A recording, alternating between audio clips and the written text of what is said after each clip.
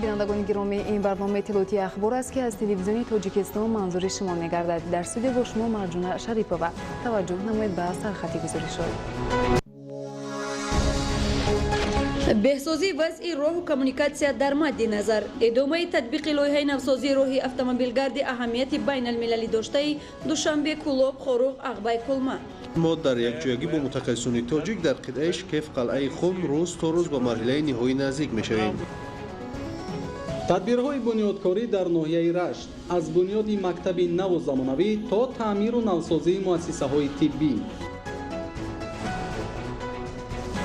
فروغ صبح دانایی کتاب است. ادامه دوره نهایی آزمون جمهوریوی در شهر دوشنبه. جمع عمومی مصرع‌های ایجاد کردم 5000 مصرع را در بر میگیرد. تدبیرهای تحکیم بخشی ساحل در ناحیه کوشانیان، مسافه 40 کیلومتر ساحل چپ دریای بخش ساحل بندی کرده می شود. امروزها لایحه ساختمان و نوسازی قطعه کلوب شمس‌الدین شاهین و قطعه شکف قلعه خم به راه автомобилгарди اهمیت بین‌المللی داشته دوشنبه کلوب خوروغ عقبه کلمه تطبیق می‌گردد. تا امروز مسئولان مؤسسه دولتی مرکز تطبیق لایحه تجدید راه автомобилгарди دوشنبه چنوق در یک جایگی با شریکان رشد توانستند در هر دو قطعه نزدیک 10 کیلومتر خط یکم راه را اسفالت پوش نمایند. گزارش همکاران ما.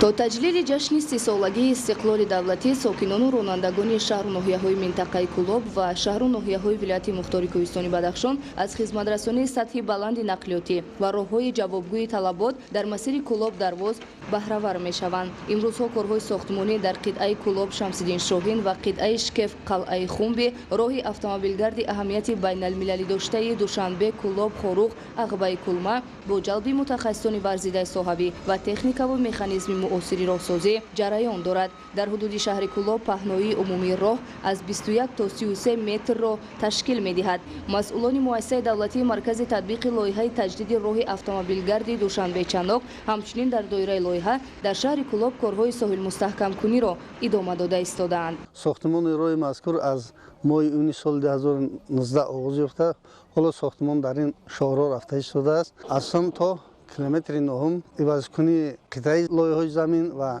گذاشتن نوآهای آبگذر عین حال در اینجا رفته شده است. کارها اصلا در مرکز شهر کلوب که درازی 1 کیلومتر 400 متر را در بر میگیرد، برطرف کنی خط‌های برق، خط‌های علاقه، کشیدن خط آب ادامه دارد.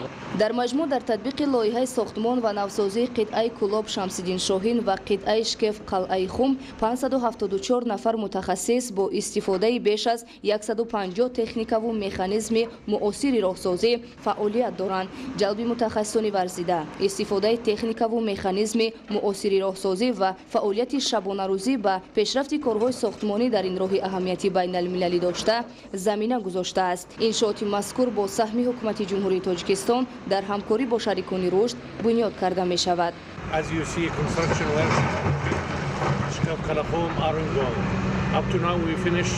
طبع عیان است ما در یک جایگی با متخصصان تاجیک در قطعه شکف قلعه خم روز تا روز به مرحله نهایی نزدیک می‌شویم. نوبت از آن که موسم بارشات آغاز گردیده است، ما کارهای ساختمانی را به طور ضروری ادامه داده ایستاده‌ایم.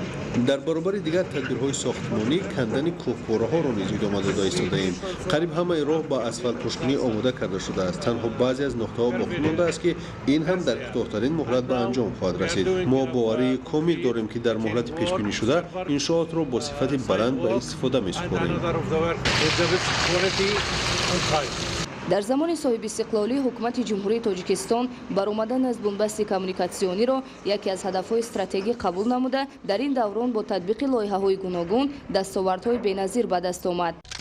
در 7 سال اخیر در جمهوری تاجیکستان 1500 کیلومتر راه ماشینگرد، 50 کیلومتر راه آهن و 190 پل ساخته به استفاده داده شده است. در 7 سال آینده بنیاد و به استفاده دادن 1500 کیلومتر راه به نقشه گرفته شده است. موافق لایحه راه‌های قطعه‌های مذکور با کاتگوری سیوم راهسازی مطابق گردانیده شده. پهنایی عمومی راه در قطعه کلوب شمس‌الدین شاهین تا 17 متر و در قطعه شکف قلعه خم 12 متر را تشکیل ташкил медиҳад. ҷараёни корҳои сохтмонӣ дар қитъаҳои мазкур соли 2019 оғоз гардида мувофиқи дастуру супоришҳои ҳукумати ҷумҳурии тоҷикистон то ҷашни 30-солагии истиқлоли давлатӣ сохта ба истифода дода хоҳад шуд. дар розии умумии лоиҳаи сохтмон ва навсозии қитъаи Кулоб, Шамсиддин Шоҳин ва қитъаи Шкеф қалъаи Хумби роҳи автомобилгарди аҳамияти байналмилалӣ доштаи Душанбе, Кулоб, Хоруғ, Ағбай, Кулма 58 километрро ташкил медиҳад. дар рафти татбиқи лоиҳаи мазкур масъулони муассисаи давлатии маркази татбиқи лоиҳаи таҷдиди роҳи автомобилгарди Душанбе-Чаноқ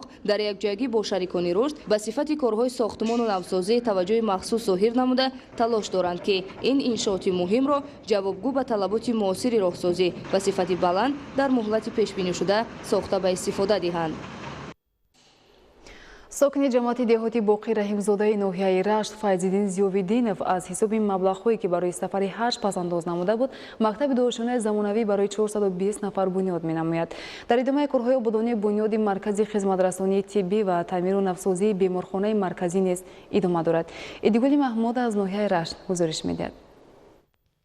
ساکن دهه شوله جماعت دهاتی به نام باقی رحیمزاده فیض‌الدین ضیاءالدینov مبلغ پسنداز اهل خانواده‌اش را به کار خیر و ثواب ساختمان مکتب دعاشانه زمانوی برای 420 جای نشست صرف نمود تا در آینده خوانندگان در سیمخانه‌های کشاد و برهوا و کابینت‌های فنی تحصیل نمایند. از روی لایحه ساختمانی بینای مؤسسه تعلیمی دهه از 22 سیمخانه‌های کشاد و برهوا و کابینت‌های فنی عبارت بوده. کارهای ساختمانی را بناکاران در آشیانه یکم و دوم و پوشانیدن بام بنا انجام دادند. این اولین تشبث سخاوتمندانه به شمار می رود که صاحبکار وطنی از حساب پسندازهای خود با مبلغ قریب 3 میلیون سومانی بینای دعاشانه تعلیمی و دیگر زیربناهای علاوه‌ای بنیاد نموده. انشاءات از روی نقشه در عرفه جشن 30 سالگی استقلال دولتی جمهوری تاجیکستان با تمام تجهیزات ضروری به استفاده داده می شود. در دهه ظریفی ساختمان بنگاه طبی جریان دارد. زیرا سالها باز در این دهه دوردست کوهستان مؤسسه طبابتی موجود نبود. این است که در روند کارهای آبادانی ساختمان انشاءات طبی آغاز گردیده. با انجام کارهای ساختمانی بنگاه با تمام شرایط‌های طبابتی در مهلت پیشبینی شده به استفاده داده می شود. در مرکز شهرک غرب کارگران تشکیلات ساختمانی به تعمیر و برقرارسازی دو شعبه بیمارخانه مرکزی مشغول می باشند. امروزها تعمیر اساسی شعبه جراحی بیمارخانه مرکزی با حجره‌های یاری رسانش به انجام رسانده شده است.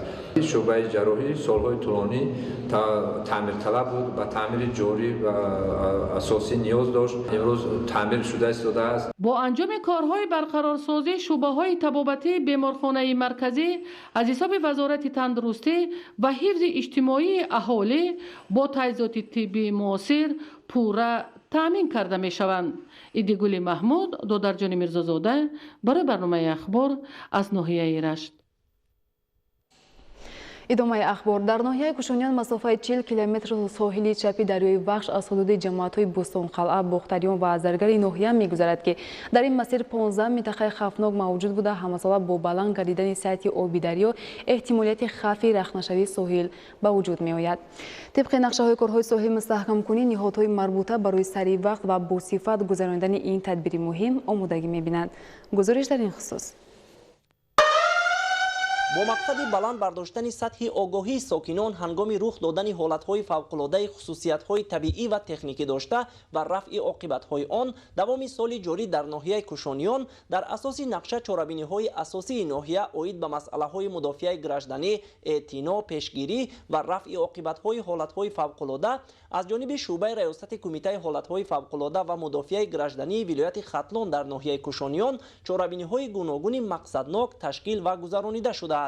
бахусус баргузории 2 маротиба машқҳои фармондеҳии ситоди мудофиаи гражданӣ, 3 маротиба машқҳои тактикӣ, 1 маротиба тамринҳои ситоди мудофиаи гражданӣ ва 3 маротиба санҷишҳои мукаммали ҳолати омодагии мудофиаи гражданӣ дар ташкилоту муассисаҳо ва ҷамоатҳои шаҳраку деҳоти ноҳия имкон дод ки сокинон оид ба қоидаҳои мудофиаи гражданӣ ҳангоми сар задани ҳар гуна ҳолатҳои фавқулода маълумоти бештар пайдо намоянд. баробари машқу тамринҳо оид ба риояи қоидаҳои обозӣ ва андешидани чораҳои зарурӣ ба мавсими обозӣ баҳри пешгирии ҳолати ғарқшавии шаҳрвандон дар бинои ташкилоту муассисаҳо ва минтақаҳои хавфноки ҳудуди ҷамоатҳо навиштаҷотҳо, огоҳиномаҳо ва лавҳаҳои фаҳмонидадиҳӣ гузошта шудааст. дар ҷаласаи ҷамъбасти комиссияи ҳудудии мақомоти иҷроияи ҳокимияти давлатии ноҳияи кушониён оид ба ҳолатҳои фавқулода, масъалаҳои омодагии соҳаҳои иқтисодиву иҷтимоӣ барои давраи тирамоҳу зимистон ва пешгирӣ аз оқибатҳои ҳодисаҳо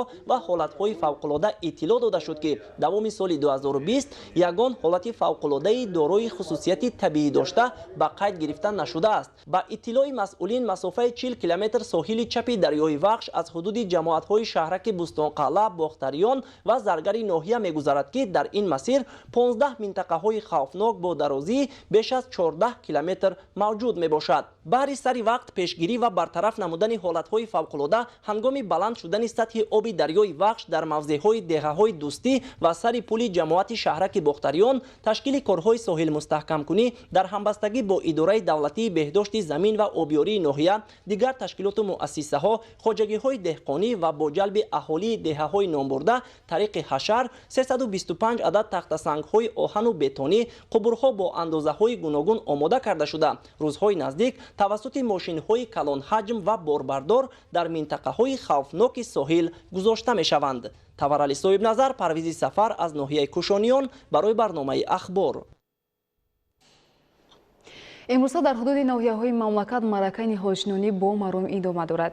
аз ҷониби сокинони ноҳия Рӯдакӣ ба таври ҳашари умумӣ маъракаи ниҳолшинонӣ баргузор шуд ки ҳамкорони мо аз рафти он гузориш намуданд. имрӯз сокинони ҷамоати деҳоти лоҳури ноҳияи Рӯдакӣ бо шукргузорӣ аз пешрафту шукуфои мамлакат ба таври дастаҷамъона ба ҳашари ниҳолшинонӣ баромаданд. ҳашари ниҳолшинонӣ дар шафати роҳи мошингузари Душанбе Бухтар дар деҳаи Алабалтай дар масоҳати 1.5 гектар ва дохили оромгоҳи Тубек ва ҳаёти нав ниҳоли ороишиву ҳамешасабз шинонданд. ин баъди таҷдид ва аз навсозии шоҳроҳи байналмилалии Душанбе Бухтар ки дар ин масир қариб корҳо ба анҷом расонида шудааст, шинонда шуданд. сокинони ҷамоати деҳоти лоҳури ноҳияи Рӯдакӣ дастуру супоришҳои ҳукумати ҷумҳурии Тоҷикистонро сармашқи кори худ қарор дода кӯшиш менамоянд то дар пешрафт ва шукуфоии ноҳия саҳми арзандаи худро гузоранд. боиси ифтихор аст ки имрӯзҳо сокинони ҷамоати деҳоти лоҳур ноҳияи Рӯдакӣ дар асоси дастуру супоришҳои бевоситаи асосгузори сулҳу ваҳдати миллӣ пешвои миллат муҳтарам Эмомалии Раҳмон дар масоҳати 1.5 гектар дар шоҳроҳи Душанбе Бухтар дарахтони соя афкан шинониданд ва инчунин дар дохили оромгоҳҳои маҳаллаҳои ҳаёти нав, маҳаллаи Тубек, маҳаллаи Алабайтал низ ин иқдом ҷараён дорад. дар даромадгоҳи оромгоҳҳо шинондани ниҳоли дарахтони ороишиву ҳамешасабз аз қабили сӯзанбарг ва инчунин тозаву озода ва сарсабз намудани гирду атрофи он аз хислатҳои неки инсонӣ ба шумор меравад. сокинони деҳаҳои ҳудуди ин ҷамоат пайваста чунин корҳоро ба анҷом расонида минбаъд низ идома медиҳанд. мавриди зикр аст ки дар ҳудуди ҷамоати лоҳур зиёда аз 50 гектар боғи мевадиҳанда мавҷуд буда, зиёда аз 8 гектари онро боғи интенсивӣ ташкил медиҳад. масъулон барои дуруст шинондани ниҳол ва риоя намудани қоидаҳои ниҳолшинонӣ мутахассисонро ҷалб намуданд ки сокинон аз рӯи тавсияи онҳо амал менамоянд. мутобиқ ба намнокии хок ва иқлими ҳар минтақа шинондани ниҳол, кофтани чуқурӣ, тарзи дурусти зери хок намудани решаи ниҳол, шохбурӣ, шаклдиҳии саривақтӣ ва нигоҳубини пайваставу дар муҳлатҳои муайян додани обу ғизо, хулоса дар вақти бунёди боғ амал намудан аз рӯи тавсияи мутахассисон боис бар он мегардад ки ниҳоли навшинондашуда хуб нашъунамо ёбад. зеро дуруст шинондани ниҳол имкон медиҳад ки дарахтони навшинондашуда хуб ва дар сатҳи зарурӣ нашъунамо ёбад ва ҳамзамон дар рушди соҳаи боғу токпарварии мамлакат замина мегузорад. бо дастгириҳои ҳамаҷонибаи ҳукумати ҷумҳурии Тоҷикистон соҳаи маорифу рӯ ба рушд ниҳода ба тарзи салоҳиятнокӣ роҳандозӣ гардидани таълиму тарбияи насли наврасу ҷавон натиҷаҳои назаррасро ба бор овардааст. дар аксар муассисаҳои таълимии шаҳри Истарафшан дарсҳо ба таври салоҳиятнокӣ доир мегардад. Мазбут Бобозода аз шаҳри Истарафшан гузориш медиҳад. дар зиёда аз 85 адад муассисаҳои таҳсилот миёнаи умумӣ, литсей, гимназияҳо ва боғчаҳои кӯдакистониҳои шаҳри Истаравшан туфайли ғамхориҳои пайваста ва дастгирии самимонаи маорифпарваронаи асосгузори сулҳу ваҳдати миллӣ, пешвои миллат, президенти ҷумҳурии Тоҷикистон муҳтарам Эмомалӣ Раҳмон таълиму тарбия ба таври салоҳиятнокӣ доир карда мешаванд. Зеро ин навгонӣ тақозо менамояд ки муҳассилини муассисаҳои таълимӣ баробари азбарсозии барномаи таълимӣ ҳамзамон дар синф кабинетҳо озодона ҳаракату баён намудани мавзӯи гузашта ва суолҳои омӯзгор ҷавоби саҳеҳ додану ривоҷбахшидани инкишофи нутқи мураттабро ба хубӣ меомӯзанд. бартарии дигари ташкили дарсҳо ба таври салоҳиятнокӣ боз дар он аст ки дар ин машғулиятҳо хонандагон аз воситаҳои аёнии электронӣ ва дарсӣ ба таври фаровон истифода карда ҳамзамон худашон низ аёниятҳои вобаста ба мавзӯъ месозанд ва бо ин васила мавзӯъҳоро мустаҳкам аз худ мекунанд. дарсҳо бо усулҳои нав барои бо роҳи салоҳиятнокӣ гузаронда шуда истодааст. низоми наве ки ба мо ҷорӣ карда шуд оиди барои ба роҳ мондани яъне низоми нав хонандаро дар малака ва маҳорати ҳам омӯзгор ва ҳам хонандаро баланд мебардорад. муассисаи таҳсилот миёнаи умумии рақами 1 ба номи Набиҷон Қодирови шаҳри Истаравшан яке аз калонтарин таълимгоҳҳо маҳсуб ёфта 1966 нафар хонандагонро дар ду баст ба таълиму тарбия фаро гирифтааст. муҳассилин дар 70 синфхона ва 20 кабинети фаннии гарму равшан ва муҷаҳҳаз бо асбобу анҷом ва лавозимоти муосири дарсӣ асосҳои илми даврони соҳиби истиқлолии кишвар меомӯзанд. дар ин муассисаи таълимӣ аксари омӯзгорон дарсҳоро ба таври салоҳиятнок доир сохта ҷиҳати рушди донишомӯзии саводнокии ҳар як толибилм ҳиссагузорӣ менамоянд. чун анъанаи пешин имрӯз дарси таърих барои хонандагони синфи 11 пас аз қироати суруди миллии Тоҷикистон оғоз гардид. баъде дар дафтари синф амалӣ намудани ҳозирону ғоибон толибилми мавзӯи гузаштаро баён намуд. ҳангоми доирсозии дарси таърих ба таври салоҳиятнокӣ муҳассилин аз забонҳои русию англисӣ ва ӯзбекию хитоӣ низ истифода карда маҳорату малакаи ҳамсабақони хешро сайқал медоданд. маврид ба зикр аст ки ҳангоми доирсозии дарс ба таври салоҳиятнок дар муассисаи таҳсилот миёнаи умумии рақами 1 омӯзгорони фанни таърихи якчанд макотиби шаҳру деҳоти Истаравшан ширкат намуда аз таҷрибаи кори омӯзгорони соҳибтаҷриба баҳравар гардиданд. Мазбут Бобозода аз шаҳри Истаравшан барои барномаи ахбор. бинандагони гиромӣ, нашри навбатии барномаи тилоти ахбор хотима меёбад. саломат бошед.